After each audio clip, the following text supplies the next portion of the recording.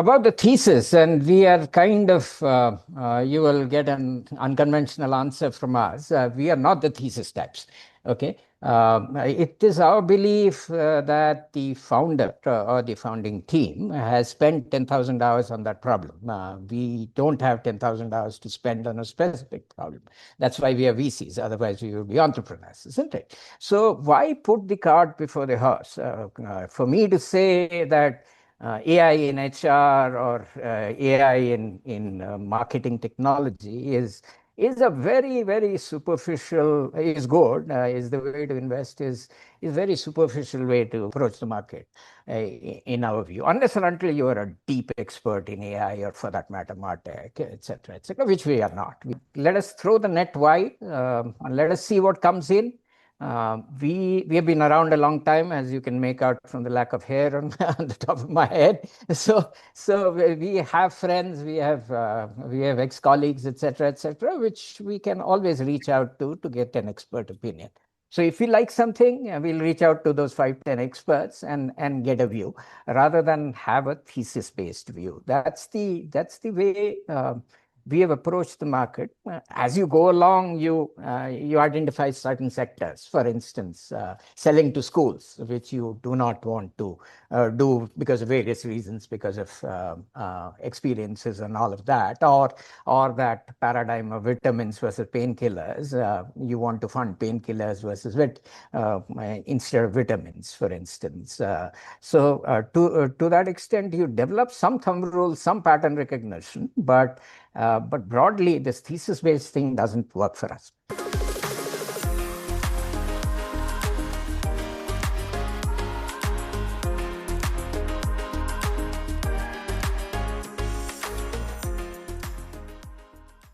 If the question was, let us say, what we look for, then my answer would not be very different from Venkat's, okay, which is those team, TAM, and USP. Now, if what catches my attention, if I look at it very tactically, then I would say I describe us VCs as growth addicts. Okay, we are looking for growth.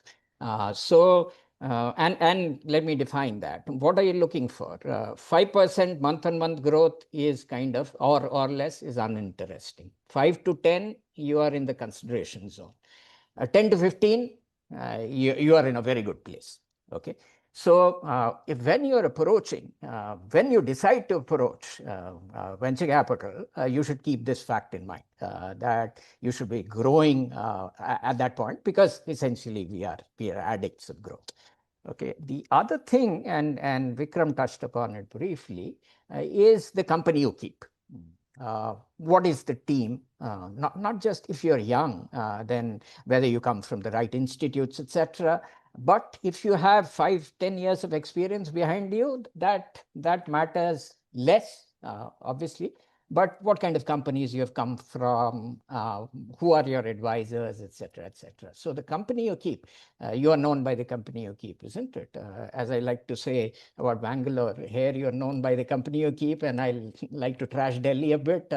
I like to say in Delhi you are known by the car you keep, isn't it? So that's the difference. So we are here for the company you keep, and that matters. So those are the two things I would say in response to what makes me sit up, so to speak.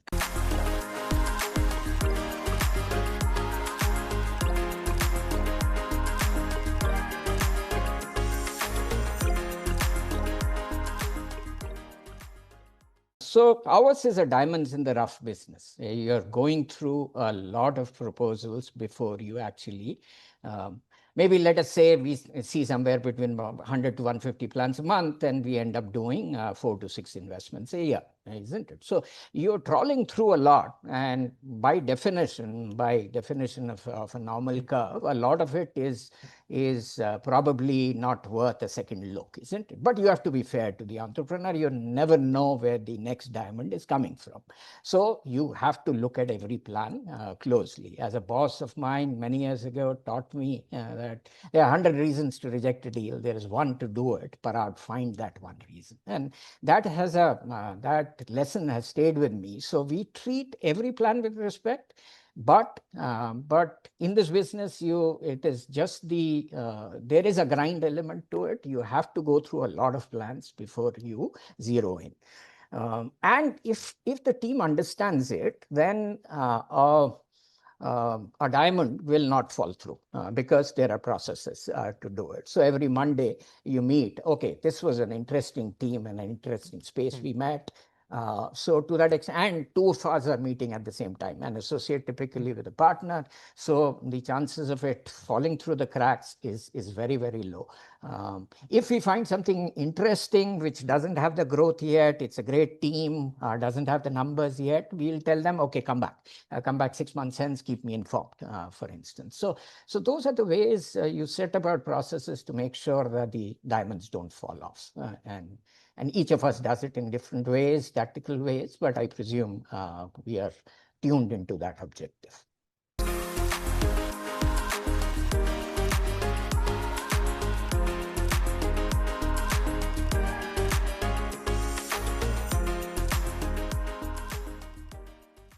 In our case, I think it's a small firm, 6 people. So all of us speak with entrepreneurs on a daily basis.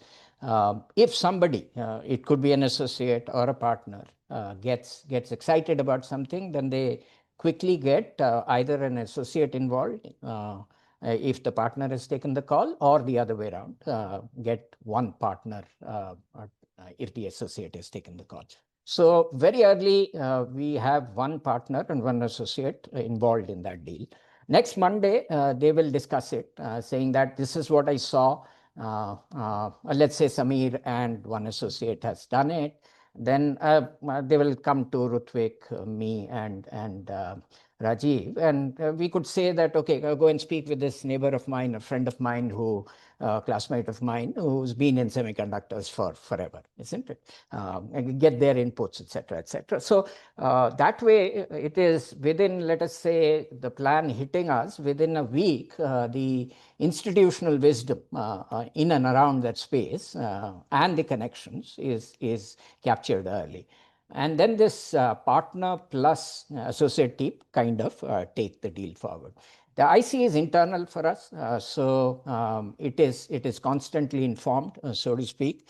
At a certain stage, obviously, there is typically a physical meeting with the founders, with the entire team, which is just 6 of us, so easy to do. And the factory visit or the facility visit is left to the 2-member team.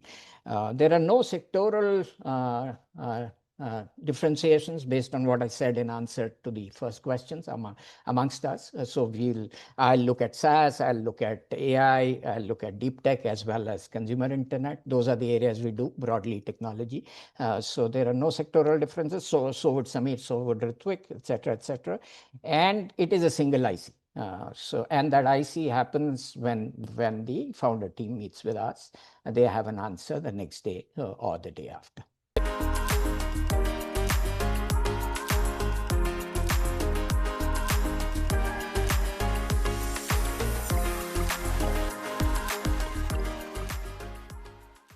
Essentially, see, we are here for the long term. We have invested in 43 or 44 companies till date, 10 exits, 10 profitable exits, 1 IPO. Policy Bazaar. Some of the exits that have happened, Redbus is a jewel in the crown for Make My Trip, or for that matter, a company called Socrati that we shared with Vikram. He did the Series B. His firm did the Series B, I should say, in there. That company continues to be a very significant part. So we are looking for companies, we are looking for people who believe in the long term. So if you're doing the FOMO types, you're building something in quick commerce, there are others who will back you. Don't come to us. If you're doing something for the long term, you want to really solve a problem, hard problem, it will take many years, we are willing to listen to you. But if you're doing it because you read it in the newspaper and that's a nice thing to do, please save your time and ours as well. So that's the message I would leave with. We are not the FOMO types. We are the long-term types. If we shake hands with you and we do it only 4 to 6 times a year, so probabilities are there, but we stick with you forever. If you ask our entrepreneurs, you'll get that as a decisive answer. So that is what I'll leave you with, at least from our side.